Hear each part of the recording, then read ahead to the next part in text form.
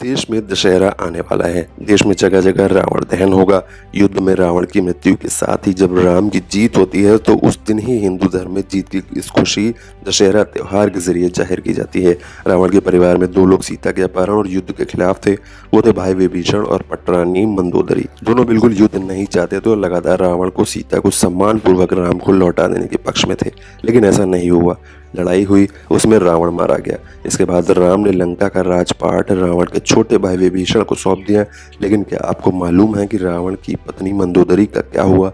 आखिर क्यों उसने विभीषण से शादी का फैसला किया? पुराणों की एक कथा के मुताबिक मधुरा नाम की एक अप्सरा कैलाश पर्वत पर भगवान शिव की तलाश में पहुंची थी। तलाशते हुए जब वो भगवान शिव के पास पहुंची तो उसने वहां पार्वती को न देखकर शिव को रिझाने की कोशिश शुरू कर दी।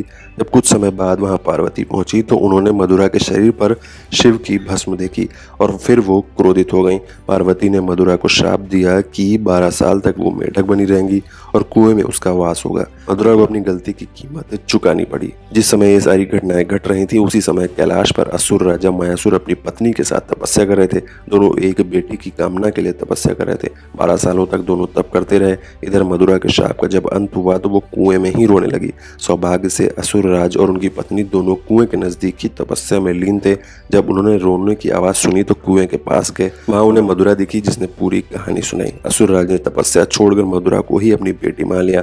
मधुरा का नाम बदलकर ही मंदोदरी कर दिया गया। असुर राज के महल में मंदोदरी को राजकुमारी का जीवन मिला। वो अपनी नई जिंदगी में बेहद खुश थी, लेकिन इसी बीच उनकी जिंदगी में रावण की एंट्री हुई। मंदोदरी के पिता मायासुर से मिलने रावण पहुंचा। वहीं उसने मंदोदरी को देखा और मोहित हो गया। उसने मायासुर से मंदोदरी का हाथ मांगा। मायासुर ने यह प्रस्ताव ठुकरा दिया तो क्रोधित रावण मंदोदरी का अपहरण करके ले आया। दोनों राज्यों में युद्ध की स्थिति बन गई, लेकिन मंदोदरी जानती थी कि रावण उसके पिता से ज्यादा शक्तिशाली शासक है, इसलिए मंदोदरी ने रावण के साथ रहना ही स्वीकार किया। मंदोदरी का चरित्र रावण में बेहद अनैतिक दिखाया गया है। जब रावण ने सीता का अपहरण किया था तो मंदोदरी ने ही इसका विरोध किया था। मंदोदरी बार बार रावण को यह समझाने की कोशिश करती रही कि दूसरे की पत्नी का अपहरण अपराध है, लेकिन रावण नहीं माना। आखिरकार राम के साथ युद्ध में रावण की बुरी पराजय हुई। वो मारा गया और मंदोदरी विधवा हो गई। रावण की मौत के बाद भगवान राम ने मंदोदरी को विभीषण से शादी का प्रस्ताव दिया था। उन्होंने समझाया कि विभीषण के साथ मंदोदरी की जिंदगी बेहतर रहेगी, लेकिन मंदोदरी ने इस प्रस्ताव को अस्वीकार कर दिया। कहा जाता है कि इसके बाद एक बार भगवान राम सीता और हनुमान के साथ मंदोदरी को समझाने गए। तब ज्योतिष के प्रकांड विद्वान मंदोदरी को महसूस हुआ कि धार्मिक और तार्किक तौर पर, नैतिक तौर पर सही देवर विभीषण से ही विवाह करना गलत नहीं होगा। यह महसूस होने पर अपने इस प्रस्ताव को उन्होंने स्वीकार किया। विभीषण से उनकी शादी हुई।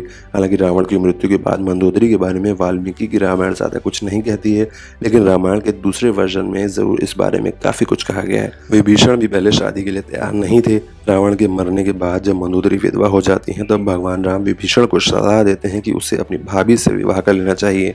ये परंपरा उन दिनों मान्य थी, लेकिन विभीषण के पहले से कई रानियां थी और वो इसके लिए तैयार नहीं थे। ये भी कहा जाता है कि अगर विभीषण ये शादी कर लेते तो उन्हें भाई की जगह लंका पर शासन का नैतिक अधिकार भी हासिल हो जाता। हालांकि ये भी कहा जाता है कि ये विवाह शारीरिक तौर पर पति पत्नी के तौर पर एक दूसरे के यौन संबंधों की बजाय विशुद्ध राजकाज से जुड़ा हुआ था, क्योंकि मंदोदरी भी चाहती थी कि उसके पति के निधन के बाद लंका में स्थायित्व और समृद्धि रहे। वो राम से शत्रुता की बजाय मित्रता चाहती थी। रावण की मृत्यु के लिए उसने राम को कभी जिम्मेदार नहीं ठहराया। एक वजह यह भी बताई जाती है कि रावण के निधन के बाद मंदोदरी भी उसकी चिता के साथ सती होने जा रही थी, लेकिन राम ने उन्हें रोक लिया। इसके बाद मंदोदरी के पास देवर से विवाह करने के अलावा कोई विकल्प नहीं बचा था।